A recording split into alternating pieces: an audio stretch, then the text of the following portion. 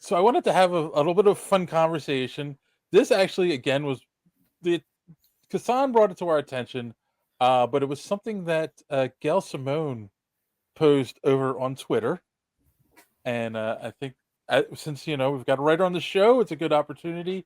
She said you get to write one DC Marvel crossover with a top artist drawing of your single favorite character from each company. Who is your pick? So, um, Troy, since you're the guest, you can go first. Man, I'm going to tell you right now, it wouldn't work.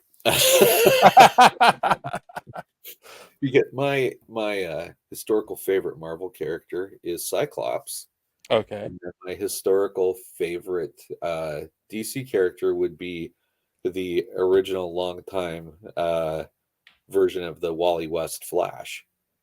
Oh, Like okay.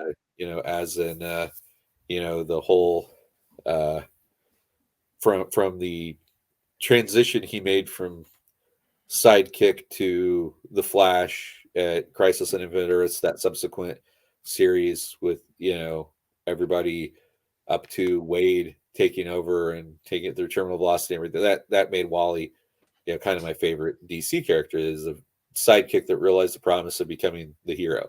Right. And I have no idea how the hell you'd make that work with Cyclops, but but and I for me the reason that I've always liked Cyclops so much is, like I said, I discovered X-Men at a very young age, and he was very emblematic of what the X-Men were. He couldn't control his power, but he was the most disciplined one. He was the guy that Right. in some ways could never have a normal life. Even Nightcrawler for a time had that image inducer that he wore. It's like, hey, I'm not blue and furry. I can walk around in public. Nobody knows. And it's Right. like, yeah, well, I can't take my glasses off. You'll all die.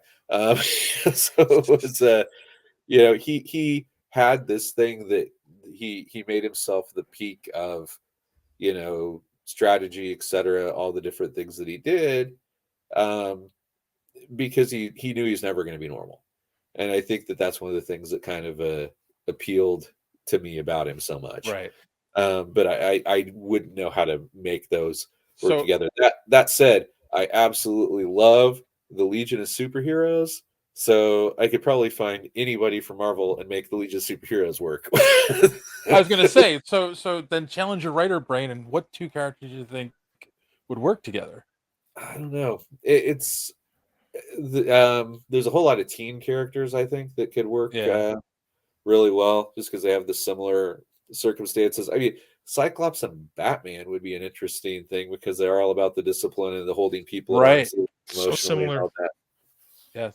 It'd be interesting to see what that's like. And Batman would probably judge him for everything that went down with Madeline Pryor. He's like, it's not my fault; it was editorial. But yeah.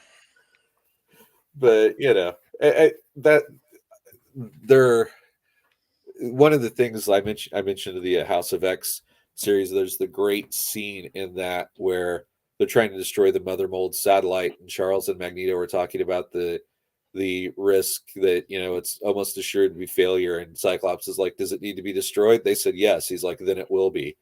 And I'm like, "That's everything you need to know about that character Right. right there." He's like, "He's not going to let these guys down. He's going to do whatever has to be done because that's what he does." And I just really related to that.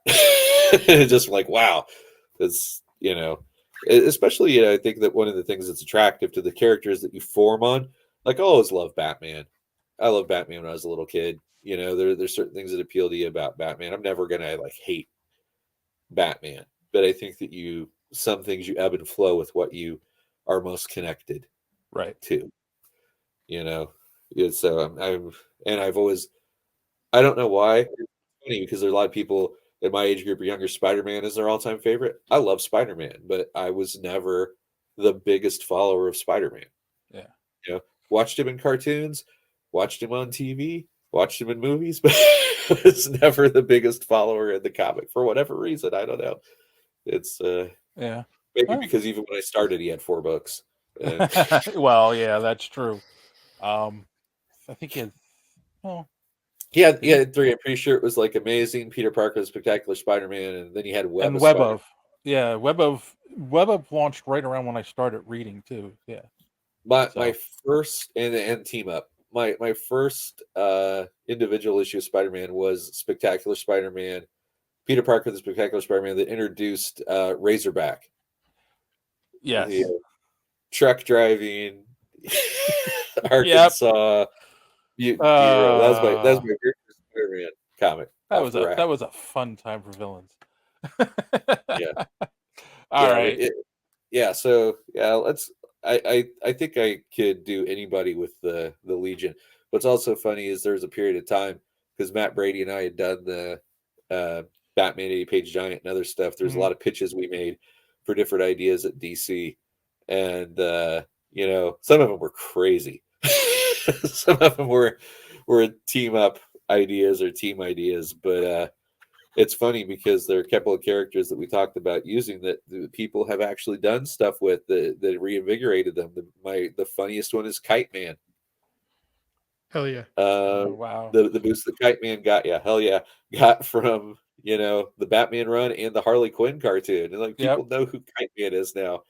They're like, I can't believe it. Tom King did great work bringing him to the consciousness. Yeah. All right. Yeah. Then, JD, how about you? All crossovers suck. That's the truth. Like, there's not a lot of them. They do. They're not good. The only one I ever liked was the X-Men Titans one, right? Oh, Walt Simonson. That one was pretty good. The rest of them, I don't know, man. I never got into them. That being said, my favorite characters, of course, Spider-Man, Superman. I don't think that makes for a great. I mean, it's been done, right? So, yeah, no interest. But if I were to do one, I would want to see Superman and Wolverine. I don't love Wolverine, but I think the dichotomy of the characters would make for an interesting story because these are two people that would not get along. Yeah. All right. Okay, John, you've got a look on your face like you've got a good one up your sleeve. You're muted. Constantine and Loki. Constantoki. Because you never knew, you'd never know which one was going to betray the other first, and Constantine has taken on gods before, so it'd be a fun story. Yeah, that could be fun. It'd be like a buddy movie, except with serial killers. I'm in. That could be fun. That could be fun, yeah. So it's funny because I did think about this because obviously my two favorite are from either camp would be Batman and Spider-Man, but that's been also done. So I gave it some thought. I thought Rocket Raccoon and Lobo doing like a space. Oh no, that would be just fun to watch. Like bikers in space, kind of like road picture kind of a comic. Well, it would be until Lobo decided that he wanted to put a muzzle on. Well, exactly. like they're not going to get along just for the nature of you could do it like you could do it like Midnight Run, like Lobo has a bounty on the Rocket Raccoon. And then like the two of them are coming back through space. That would actually, I just sold myself on that. That would be all right.